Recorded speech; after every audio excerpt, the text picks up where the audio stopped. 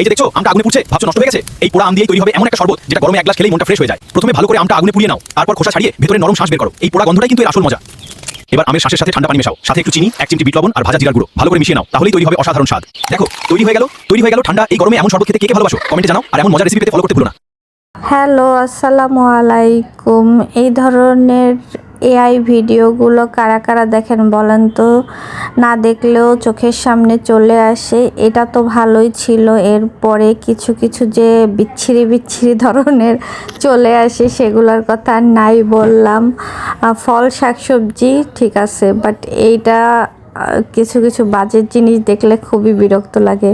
তো এটা দেখে খুবই ভালো লাগতেছে। আমি ছাদে চলে গেলাম, আম্মুর গাছের 2টা একটু কাঁচা পাকা, পুরোপুরি কাঁচাও না আবার একদম পাকাও না, আম নিয়ে আসলাম। তারপরে এটাকে একদম সুন্দর করে পোড়া পোড়া করব, হালকা আছে যেন বেশি না পুড়ে যায়। আস্তে আস্তে করে পুড়তে হবে, উল্টিয়ে পাল্টিয়ে একদম চারপাশে যেন সমানভাবে পোড়া হয়, তাহলে হবে কি আমটা একদম সফট হবে। আর যেটা আমরা কাঁচা খাই ওইটার না আমগুলো একদম ছড়া ছড়া দিয়ে যায়, কিন্তু এই পুড়ে নেওয়ার কারণে আমটা একদম মসৃণ হয়ে যাবে। তো আমি এটার ভিতরে টালা জিরার গুঁড়া নিয়েছি, আমাদের বাসায় অনেক পরিমাণে কাসুন্দি ছিল, সেই কাসুন্দি নিয়ে নিয়েছি, কাঁচামরিচ নিয়ে নিয়েছি ঝালের জন্য, বিট লবণ।